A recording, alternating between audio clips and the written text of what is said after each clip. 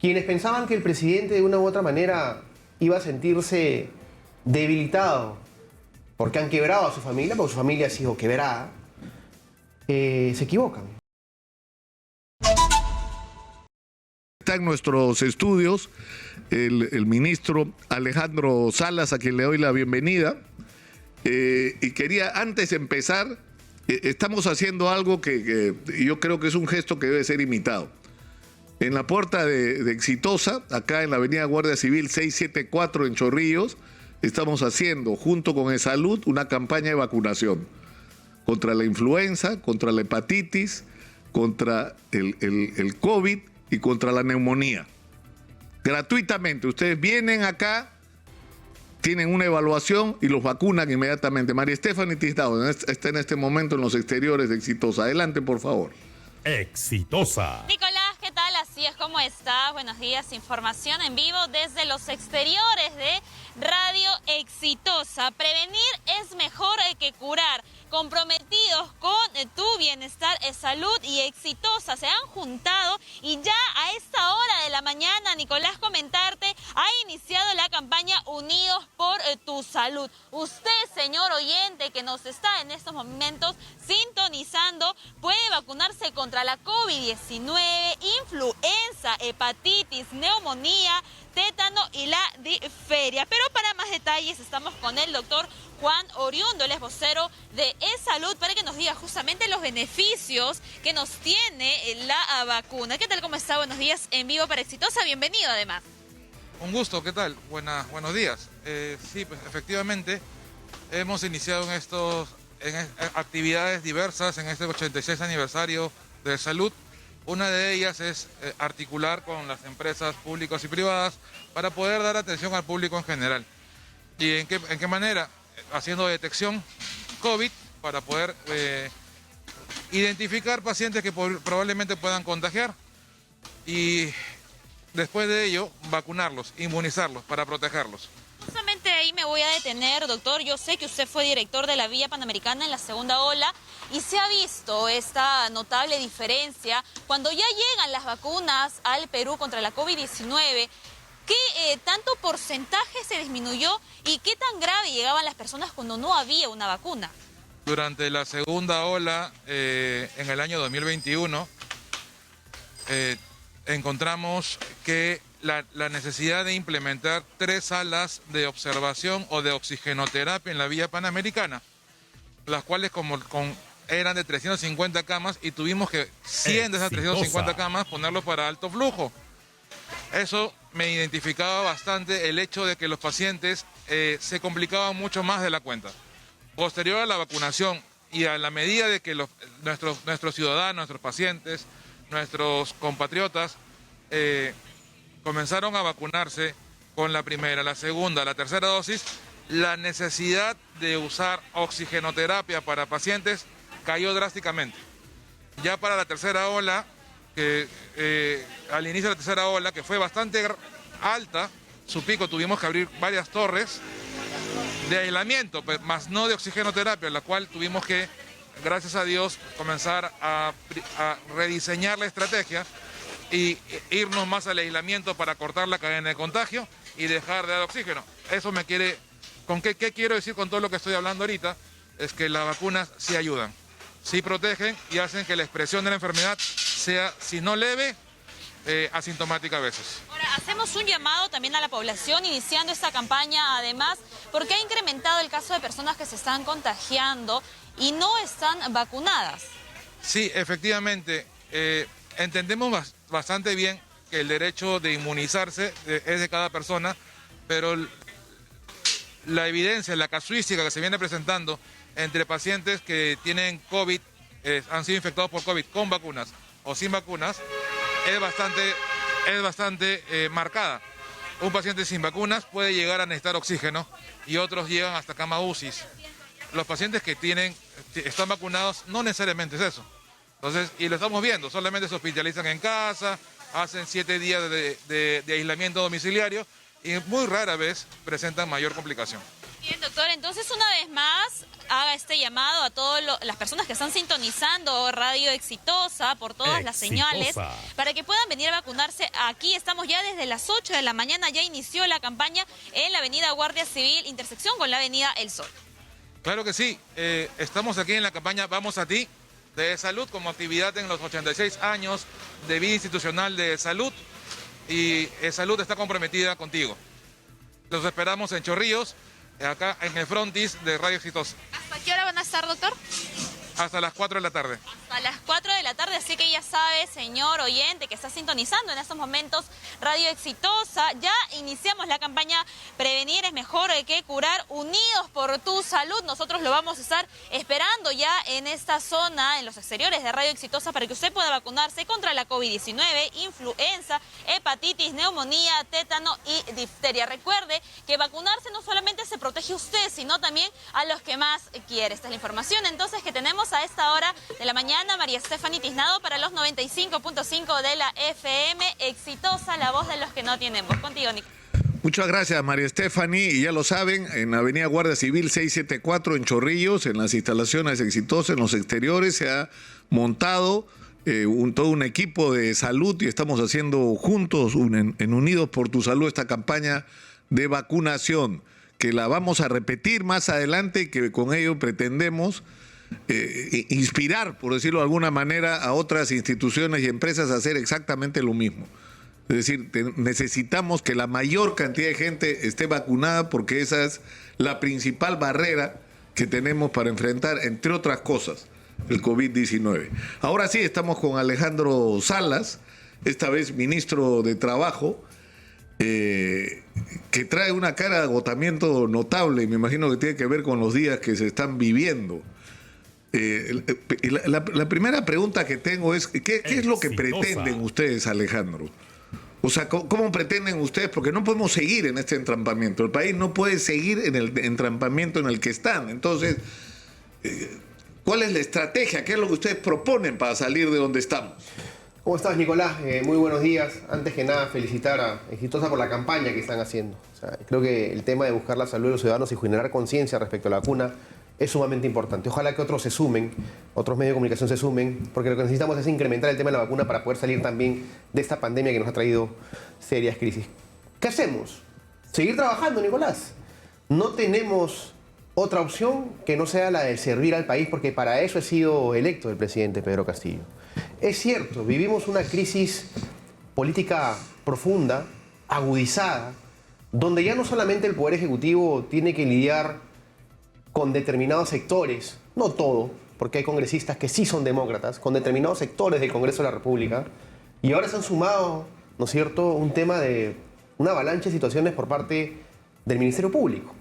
Se ha empezado a judicializar, ¿no es cierto?, los campos que de una u otra manera, independientemente de la autonomía que tiene el Ministerio Público, la cual se respeta, por supuesto, buscan debilitar al Poder Ejecutivo.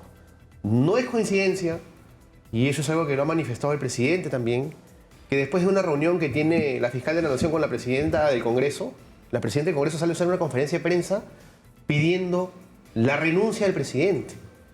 O sea, entonces, ¿en qué estado democrático estamos? ¿En qué democracia vivimos donde no se están respetando los caminos constitucionales, el respeto al debido proceso, el respeto al Estado de Derecho, y salir alegremente a pedir la renuncia de un presidente de la República? ¿Qué pasaría si sería al revés? Si es el presidente de la República quien pide la renuncia de algún presidente de otro poder del Estado. Entonces yo creo que cuando me haces esa pregunta, lo que nosotros tenemos que hacer es obviamente tratar de seguir sacando adelante las políticas de gobierno que tenemos, trabajando con una mano y defendiéndonos con otra mano. El país no espera, por supuesto que no espera, y tenemos que seguir trabajando. Quienes pensaban que el presidente de una u otra manera iba a sentirse debilitado porque han quebrado a su familia, porque su familia ha sido quebrada, se equivocan. Hemos encontrado en él una persona con mucha fuerza. O sea, lo primero que él ha dicho es: no quiero a nadie cabizbajo, necesito que sigan trabajando, porque soy una persona que está acostumbrada a dormir en el piso y que me levanten a palos. Entonces esto es un momento que lo vamos a tener que aclarar, se va a tener que pasar, y finalmente el tiempo va a decir quién está del lado correcto. Claro, pero yo puedo convenir en que el Congreso ha tenido un papel obstruccionista, que han estado dedicados la mayor parte del tiempo a censurar y a, ¿no es cierto?, interpelar ministros o a poner mociones de vacancia o en una agenda de esta naturaleza, ¿no es cierto?, de confrontación total con el gobierno. Pero el problema, Alejandro, es que la ineficiencia que se ha demostrado a lo largo de estos meses ha sido tremenda. O sea, ya llegamos, creo, a los 60 ministros en un año. En el interior ha habido, ¿qué cosa? 7 ministros, siendo la seguridad uno de los problemas más graves del país. Entiendo que están a punto de cambiar al ministro de Agricultura otra vez. Es decir, sin entrar a los otros temas, solo en este. Es decir, no se puede conducir el país con ese nivel de improvisación. Nicolás, el presidente lo ha dicho varias veces y ayer en un evento que se tuvo en los salones de Palacio de Gobierno lo volvió a manifestar. Soy consciente que he cometido errores. Exitosa. Yo no entré sabiendo el ser presidente. Y ha sido sincero con su gente. Y lo ha dicho, pueden revisar lo que él ha manifestado. Y por supuesto que esta curva de experiencia sé que me ha costado. Pero en este año he sentido esa experiencia. ¿No es cierto? Entonces, yo creo que sí, pueden haber habido cambios de ministros, algunas designaciones, por supuesto que sí, dentro de lo que él me ha manifestado, errores, y que hay que solucionarlas, que hay que caminarlas, hay que salvarlas, por supuesto que también. Lo que no podemos dejar de hacer, Nicolás, y eso se tiene que entender, es seguir trabajando para el país. Este tipo de enfrentamientos y de crisis, una y otra vez, se vuelve a decir que no le hacen bien al país. Al Congreso de la República se le respeta y siempre se le va a respetar como una institución constitucional de la cual emana la facultad también de los ciudadanos para ser representados por las diversas regiones de nuestro país. El tema es quienes representan la institucionalidad del Congreso en algunos sectores, no todos. Como te vuelvo a mencionar, hay congresistas democráticos, que todos los días la única agenda que se tiene no es una agenda país, no es una agenda soluciones del país, es una agenda de desestabilizar y de una u otra manera sacarlo al presidente de Palacio de Gobierno.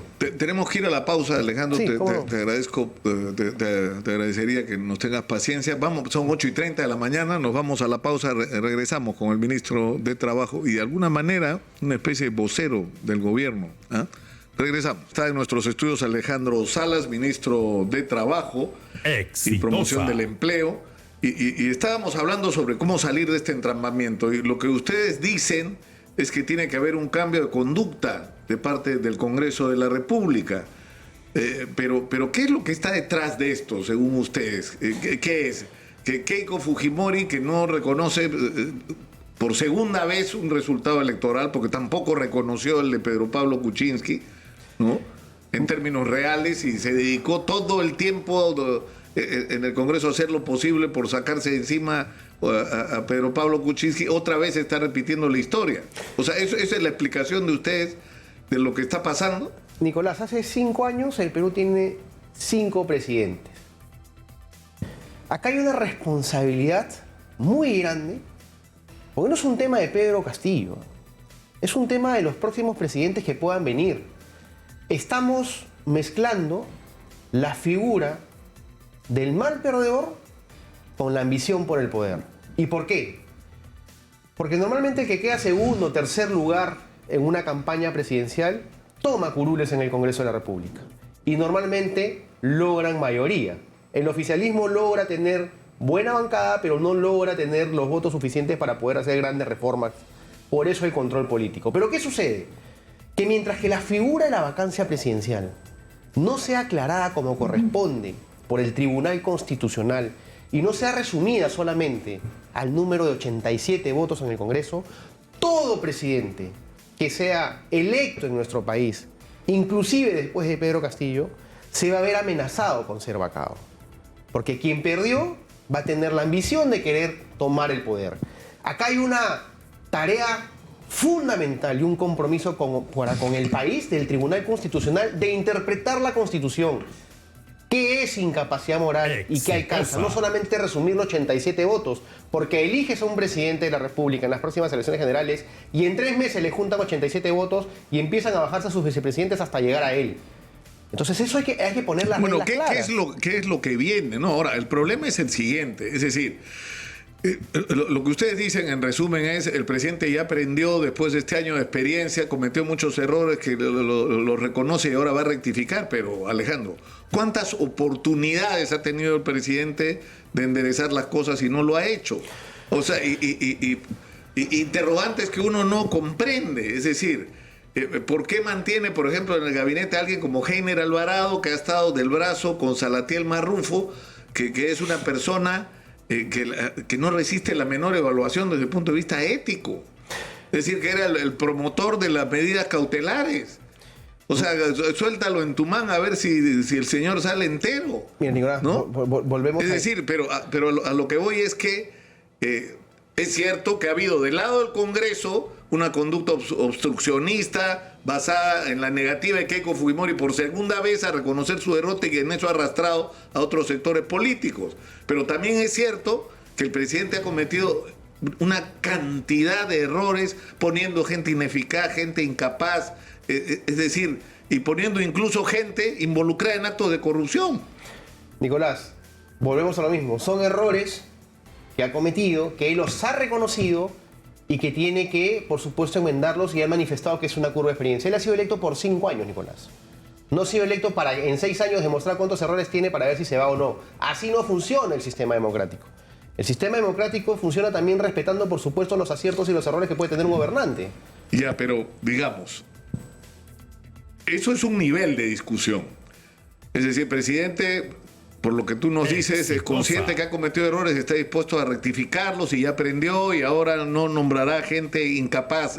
Ahora, eso supone no solamente una depuración, no solo en el gabinete, sino en el aparato del Estado, porque se ha permitido el ingreso en muchos ministerios de gente que no están calificadas, que están ahí porque, como ha ocurrido siempre en la historia del Perú, se llena el aparato del Estado de gente que la principal razón por la que es nombrada no son sus calificaciones para la función, sino que participaron de alguna manera en la campaña, ¿no es cierto? Ahora, pero el problema más serio no es ese, el problema más serio es el de la corrupción, Alejandro.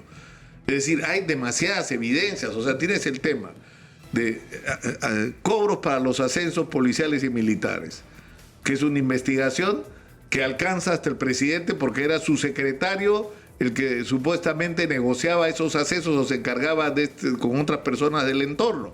Pero la decisión al final era el presidente. No, Nicolás, los ascensos de los generales en una institución se hace con una junta de ascenso, que son 7 jueces o 7 oficiales que evalúan quién asciende y quién no asciende. O sea, preguntémosle a ese jurado calificador. Tú dices, no ha ocurrido la trafa de los ascensos. No, que ha ocurrido. Lo que puede existir, como ha existido en muchos gobiernos seguramente, es que fascinerosos han intentado acercarse al poder para poder hacer sus negocios a espaldas del presidente. Y si tienen que pagar con la justicia, pues que paguen. Pero no es fácil decir que un presidente dice que ascienda a alguien. Hay una junta calificadora de 7 jurados, de 5 jurados, que evalúan quién asciende y quién no asciende. Ahora, que este señor haya sido pues un fanfarrón, decir tú asciendes, tú no asciendes, que pague sus culpas, ¿no? Este señor es como Sofía Pacheco, ¿no? Que no ha tenido nunca... O sea, él es el responsable de este tema. Pero a ver... Porque él se está acogiendo a la colaboración eficaz y está dando información. ¿Qué información? Bueno, lo que se supone que está dando como información, que en el caso de los ascensos sí hubo el pago de dinero, que hubo gente que cobró y hubo gente que pagó para que se activen los ascensos de coroneles a generales. Además, él está diciendo, hasta donde se ha logrado obtener información, que para su fuga y para su permanencia en la clandestinidad ha recibido colaboración del presidente y de personas cercanas a él. Eso es lo que él dice, Nicolás. Eso es lo que él dice. Lo que pasa es que la justicia no se puede fundamentar en lo que se dice, sino en lo que se prueba. Y hasta el día de hoy ese señor tiene 10 días, estamos esperando que pruebe algo. Ya, pero si siguiendo tus palabras, de lo que se trata es que se pruebe, eso lo que significa es que tiene que haber una investigación. Una investigación objetiva, una investigación seria y que se investigue, Nicolás. Que se investigue. Cuando las investigaciones se hacen dentro del marco de un Estado de Derecho objetivo, con una justicia justa, por supuesto que Claro, pero, es bienvenida siempre. pero ¿cuál es la lógica? Pues, o sea, tú dices que se investigue, ya, pero el presidente dice que investigarlo es inconstitucional, lo dice a través de sus abogados prácticamente todos los días. No me pueden investigar, dice. No, el presidente ha manifestado, acá estoy para que me investiguen. Pero no pierde el derecho de tener defensa técnica y que su defensa técnica pueda aconsejarlo, Nicolás. Uno puede tener como ciudadano la voluntad de muchas cosas, pero tiene que dejarse asesorar por la parte especializada en la materia. En este caso, sus abogados le dicen cuál es el camino que debe tomar. Él no puede renunciar a su derecho de defensa tampoco. Pero te das cuenta que ocurren una serie de hechos, es decir, ocurre, por ejemplo, lo del puente Tarata 3, que es uno de los casos de corrupción en el Ministerio de Transporte que ha sido puesto en evidencia al punto que han tenido que cancelar la licitación, ¿no es cierto? Anularla. El problema es que eso ocurre a partir de presencias de personas que intervienen en estas licitaciones en Palacio de Gobierno, reunidas con gente del entorno de alguna de ellas, con el propio presidente. Tienes el caso de Samir Abudayev, que va 2 veces a Palacio de Gobierno. A mí el presidente me dice, ese Abudayev yo no lo conozco, 2 veces se ha reunido con él, ¿no? Y en Palacio de Gobierno. Y luego de eso el señor Abudayev gana sorprendentemente una adquisición de biodiesel. ¿Y dónde ocurre esto? En Palacio de Gobierno. Es decir, todo está demasiado cerca al presidente. Nicolás, pero es que justamente pues el delito de tráfico de influencias es un delito que no solamente tiene que ser un delito de materialización, vale decir que la influencia se materialice, sino también es un delito que se configura por ficción, cuando uno finge que tiene la influencia. Entonces han habido seguramente gente que ha pretendido, digamos, tratar de fabricar esta influencia y esta llegada del presidente cercana al presidente con la finalidad de poder sacar ventaja. Eso es lo que el presidente está manifestando. Entonces, que se investigue. O sea, esto se tiene que investigar, por supuesto que sí. Creo que todos los peruanos, los 33 millones de peruanos, tenemos el derecho y tenemos la obligación de exigir a la justicia que esto se investigue. Por supuesto que queremos saber la verdad también. Por supuesto. Te estoy manifestando lo que el presidente, mirándonos a los ojos, a nosotros en Consejo de Ministros, nos dice. Claro. O sea, ha habido gente que ha abusado de mi confianza. Claro, pero el tema es el siguiente. Es decir, no puedes dar ese discurso, hagamos la investigación y simultáneamente decir, no tienen derecho constitucionalmente a investigarme y voy a ir a todas las instancias que sean necesarias para impedir esa investigación y para objetarla. Y en segundo lugar, considero que la fiscal es parte de una conspiración política. Pero es que, a ver, Nicolás... ¿Qué más es el discurso que normalmente han usado los políticos? En otros antecedentes y en otros precedentes, el ex fiscal de la Nación, Pablo Sánchez, decidió y manifestó que a un presidente no se le investiga. Gladys Echaíz, siendo fiscal de la Nación, en un precedente manifestó y señaló que a un presidente no se le investiga. Hoy, con Pedro Castillo, ese precedente ha variado. ¿Sus abogados tienen el derecho de poder ponerlo a discusión jurídica? Yo creo que sí. Claro, pero el tema es que el que fiscales de la Nación hayan decidido mal no justifica que se siga decidiendo mal. Porque ¿qué es lo que tenemos? Que si se hubieran realizado esas investigaciones en las oportunidades anteriores, no tendríamos lo que tenemos ahora. Es decir, presidentes que están siendo procesados y que están haciendo cola por ir a la cárcel. Y tal vez nos hubiéramos ahorrado muchos de los males si es que las investigaciones se hubieran hecho oportunamente en el momento en que los temas se estaban poniendo sobre la mesa. Y sabemos cómo... Pero el problema es que ese argumento es decir, a mí no me... O sea, de lo que se trata es de que el presidente tenga, es decir, esté empoderado para conducir el país, pero hay un mínimo de requerimientos, el más importante de todos, el garantizarnos un manejo honesto del recurso público. Totalmente de acuerdo. Y por supuesto que sí. Yo soy alguien, por ejemplo, desde mi cartera, la que asumí antes en cultura y ahora en trabajo, lo primero que le digo a los trabajadores cuando me presento, ayer tuve mi presentación, es eso. O sea, si ustedes ven algún acto irregular, tóquenme la puerta del despacho. O sea, acá hay un tema de respeto al Estado. Acá hay un tema de trabajar con integridad. ¿No? Acá hay un tema de que quien le pone la mano al Estado no es cuestión de tenerle respeto solamente al Estado, es tenerle miedo al Estado. Porque los erarios públicos son de la gente. Entonces uno entra a trabajar con honestidad. Uno no puede entrar a trabajar a faltarle respeto al Estado. Eso Ya, no está bien. pero eso ocurre, pues ocurre que llega gente, incluso en algunas circunstancias puede haber ocurrido bien intencionada, y cuando se encuentra con el negocio que puede ser gobernar un país o tener acceso a algún nivel de poder, la gente pierde la perspectiva y se corrompe, porque eso también ha ocurrido. Entonces, el problema, Alejandro, es que tú tienes al secretario, que resulta que lo puso el presidente, a Samir Villaverde, que es un tipo con unos antecedentes, pues, de delincuente. El señor ha asaltado a balazos una pizzería, entre otros delitos en los que ha estado involucrado. Y el señor estaba en la campaña y estaba en Palacio. O sea, ¿y quién lo llevó? ¿Quién lo recibió? ¿Quién permitió que estuviera el presidente? Y el caso de Jennifer Paredes, Pero con ¿no es cierto? conocimiento Con de causa. Espino. Ya, pero tú dices, todos estos hechos, Samir Abudayev también ha estado en Palacio. Es decir, todas estas personas sobre las cuales hay abiertas investigaciones por hechos de corrupción, han estado en Palacio y cerca al presidente. Entonces tú dices, pero el presidente no tenía nada que ver. No, o sea, ¿qué es el presidente? Un ingenuo que confió mal. Y confió en quienes no debió confiar en un primer momento. Y no lo sabía. Es lo que él nos está manifestando. No te estoy manifestando lo que yo quiero decir. Te estoy contando lo que... O sea, él no sabía lo que estaba ocurriendo a metros de su despacho. Te estoy contando lo que él nos dice a nosotros como ministros. O sea, te estoy transmitiendo las conversaciones que tenemos con el presidente de la República. Me rodeé mal, confié en gente que no debí confiar. Abusaron de mi confianza. Y ahora que se investigue, porque no van a poder sacar una sola prueba. Es lo que él nos dice. Y por supuesto que confiamos cuando él nos mira a los ojos y nos dice eso. Porque pasa, pues, que hay gente que abusa de la confianza. Pasa que hay gente que quiere hacer negocios a espalda de uno.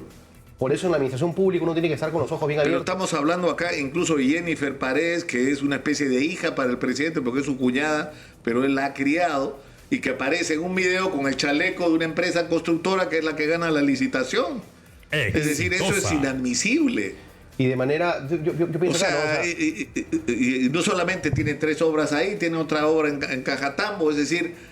Y no se puede explicar la presencia, por un lado, del señor Espino y su hermana, y por el otro lado, de los hermanos de la primera dama poniendo dinero en las cuentas de Espino.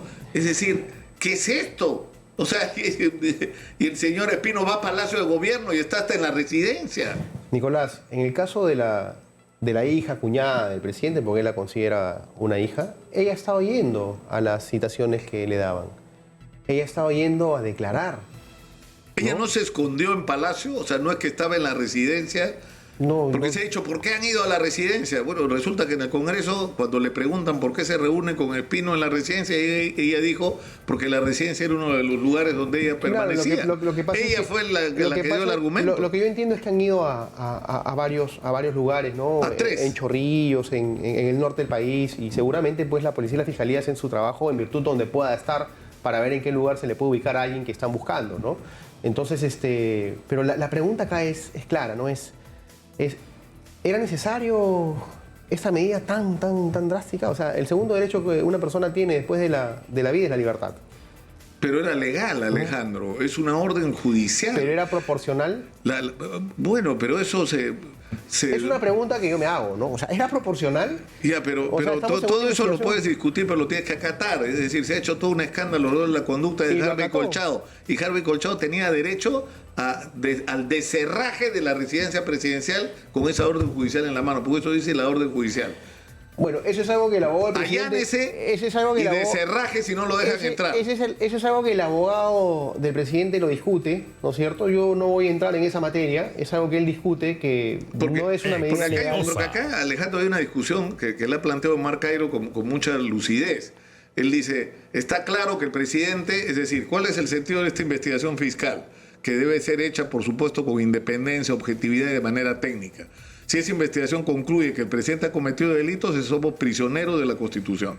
Porque la Constitución dice que no se le puede acusar. Es decir, así la fiscal de la Nación tenga la convicción de que el presidente está involucrado en delitos de corrupción, no lo puede acusar y tendríamos que esperar hasta fines del 2026, hasta fines de su mandato del 2026, para poder procesarlo. Pero sin embargo, si el presidente ha participado de alguna manera en la fuga y ocultamiento de Bruno Pacheco y de Juan Silva, o ahora el presidente ha ayudado en las horas que no estuvo en manos de la justicia, por ejemplo, en pasar de la residencia a Palacio, si se acredita que eso hubiera ocurrido para protegerla de una orden judicial, en ese momento el presidente está infraccionando la Constitución. Entonces eso lleva a otro nivel de discusión, eso ya no está amparado por el artículo 117. Pero estamos hablando de supuestos, Nicolás. Sí, por supuesto. Estamos hablando de supuestos. Por supuesto. Entonces, Ahora, el tema es, ¿qué es lo que van a hacer ustedes? Porque ustedes han estado diciendo hasta ahora, es decir, nos han agobiado con la vacancia y nosotros no hemos hecho uso del recurso de la cuestión de confianza. ¿Van a hacer uso de ese recurso? No, porque ustedes están dando el mensaje, entendámonos, señores del Congreso, y la respuesta en el Congreso que la acaban de hacer es, van a ir primero por Dina Boluarte y luego por el presidente de la República. Ese es el orden, ¿no? Y a partir de eso, lo que se pretende es destituir al presidente bajo la fórmula que sea y instaurar un gobierno del Congreso de la República donde hay evidentemente una discusión, porque los congresistas no han entendido que se tienen que ir ellos también, ellos creen que ellos se van a quedar. Es decir, que lo que se van a hacer son elecciones presidenciales y no elecciones congresales. Pero, ¿ustedes van a ir hacia el cierre del Congreso o no? No, yo no he escuchado eso. En todo momento siempre el diálogo en Consejo de Ministros y en las conversaciones que tenemos con el presidente son de absoluta responsabilidad por la democracia en su totalidad, con ganas de superar los problemas que existen, sí. Ahora, ya, pero si el nivel de confrontación es el que hay, es decir, ¿cuál es el límite? Bueno, esa será una política... Aníbal Torres Vázquez ha dicho, eso es una atribución que tenemos. Mira, créeme que este tipo de situaciones constitucionales tendrían que ser tomadas en decisión por el Consejo de Ministros, y eso no ha sido pero ¿qué puesto sobre la mesa. circunstancia podría justificar plantear una cuestión de confianza? Bueno, temas de política y gobierno, ¿no? O sea, desde ya pueden formularse distintas políticas de gobierno que no se pueden trabajar ni avanzar, producto justamente de la obstrucción que el Poder Ejecutivo siente. Pero esa no es la voluntad ahorita. O sea, la voluntad ahorita no es por parte del Poder Ejecutivo. O sea, ¿no van a ir a la confrontación? No. Es decir, cambiar al presidente del Consejo de Ministros para provocar el voto de investidura y que sea negativo y ahí plantear un primer voto de confianza. Es decir, ahí lograr la bala de plata esa de la que hablaba. Te soy absolutamente sincero, no hablamos de esas estrategias. O sea, no han discutido de la eventualidad del cierre del Congreso, pero... No, es algo... Es decir, porque tienes que tener un plan B. Le propongo al Congreso un acercamiento, un entendimiento. El Congreso no quiere. El Congreso no quiere. El Congreso, por boca de su presidenta, y parece ser la posición de la mayoría, aunque no la mayoría necesaria para una vacancia, pero sí la mayoría de miembros del Congreso, que el presidente se vaya. Y lo ha dicho públicamente, ¿no? Mira... Ya, entonces, si ustedes dicen, entendámonos, y la respuesta del Congreso no, nosotros queremos que el presidente se vaya, entonces, ¿cuál es el siguiente paso? La figura de la cuestión de confianza es una figura constitucional, está establecida en la Constitución y que seguramente puede ser utilizada no solamente por ese gobierno, sino por todos los gobiernos que vengan mientras que esté en la Constitución. El tema es que todavía no se discute. Si en algún momento se tiene que discutir, se va a tener que discutir en Consejo de Ministros. Por el momento no, pero es una figura que está ahí. Hay que esperar qué determinación podría tomar el presidente y el presidente del Consejo de Ministros, ¿no? O sea, finalmente nosotros como ministros estamos sujetos también a esas decisiones. ¿Qué pasa si la investigación de la fiscal acredita que el presidente está involucrado en actos de corrupción? Porque hay cosas que uno no entiende. Es decir, hace rato nosotros mismos hemos denunciado el tema, por ejemplo, de Salatiel Marrufo. El uso del Hotel El Marqués en San Isidro como una especie de centro de operaciones donde se han reunido alcaldes, han ido congresistas, han ido empresarios a reunirse con este señor que era el jefe del gabinete de asesores del ministro Heiner Alvarado. Y que este señor además está en Sedapal, está en OTAS, está por todos lados. En instituciones donde se toman decisiones sobre cientos de millones de soles en obras. Y que se le señala como involucrado en acto de corrupción. El presidente sabe esto hace rato. El presidente ha recibido esta información hace rato. Y la decisión que toma, mejor sacamos a Heiner Alvarado. No, lo premiamos pasándolo a transporte, que es el otro ministerio donde hay presupuestos enormes. ¿Por qué? Nicolás, mira, esas investigaciones tienen que darse. O sea, me preguntas a mí si el presidente la sabe o afirmas que ya la sabía. No lo sé. No hemos conversado eso con el presidente. Lo que sí el presidente sienta a cada ministro y le pide por favor que actúe con probidad. Que más problemas no necesitamos de los que nos dan y de los errores que se han cometido y que se tienen que enmendar. Entonces, todo lo que se tenga que investigar siempre va a ser saludable que se investigue. Ya, pero la investigación, Alejandro, va a tener una conclusión en algún momento. Y la fiscal de la Nación va a tener que emitir esas conclusiones. Y una de las posibilidades de esta investigación es que la fiscal de la Nación nos diga: luego de mis investigaciones he descubierto que en este caso el presidente está involucrado en redes de corrupción. Pero como es el presidente, no lo puedo acusar. ¿Qué hacemos los peruanos si recibimos esa información? Pero estamos hablando nuevamente de supuestos, Nicolás.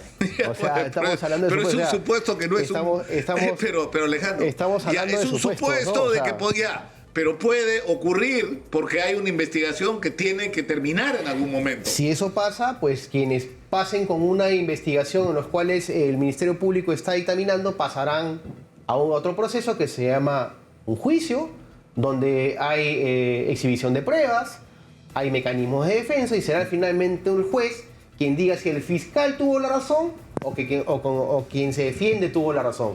Hay otra etapa que es el proceso judicial. La investigación siempre va a ser eso, una investigación con hipótesis que el juez va a tener que corroborar con las pruebas. Pero en el caso del presidente no va a poder llegar a ese nivel, porque el presidente, según la Constitución, solo puede ser investigado, o sea, no prohíbe la investigación. Entonces, pero sí prohíbe la acusación. Estamos hablando del supuesto que en los casos del presidente, la fiscal de la Nación va a ser absolutamente célere.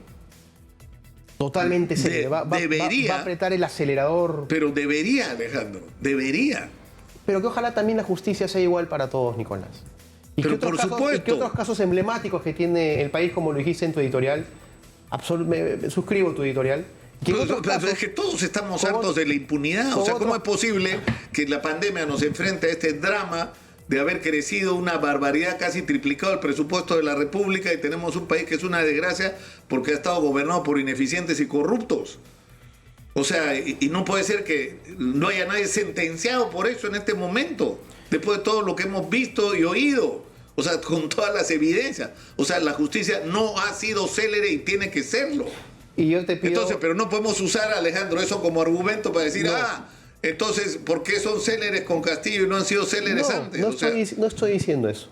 Pero sí, seguramente tu equipo periodístico podría hacer un cuadro comparativo de casos emblemáticos de los últimos 15 años en nuestro país y poder ver por cada caso emblemático cuántas investigaciones han culminado, cuántos detenidos hay, y te vas a dar cuenta que en un solo año el presidente Castillo, las investigaciones y la velocidad ha sido impresionante. Ahora, y para ustedes eso implica que hay una carga política. O sea, que la fiscal de la Nación tiene una agenda política contra el presidente. Ojalá que no sea así, ¿no? Ojalá que no sea así. De verdad, Nicolás, por el bien del país, ojalá que no sea así. O sea, los peruanos que somos demócratas y nos acordamos de la década del 2000, sabemos cómo terminaron los operadores de justicia. Ojalá que no sea así. Una última pregunta en un minuto, que es el que nos queda. ¿Qué pasa si el Congreso de la República destituye a Dina Boluarte, que es un proceso que está en marcha, y avanza con un procedimiento como el de la vacancia o el de la destitución por infracción constitucional? ¿Qué van a hacer ustedes si el Congreso empieza a avanzar en esa dirección, que es en la que está? Sería lamentable, ¿no? Yo creo que el Congreso y fundamentalmente las bancadas opositoras tienen que tener un marco de reflexión, Nicolás. Porque cuando eso suceda y quien tome el poder del Congreso de la República y logren el objetivo de tomar el poder, van a tener un país que no les va a dar un mes para que muestren resultados. Van a tener un país que los va a mirar y les van a decir: ustedes vacaron, ahora queremos soluciones, y queremos soluciones ya. Y vamos a ver cuánto aguanta el país. Es decir, ustedes van a dejar que eso ocurra.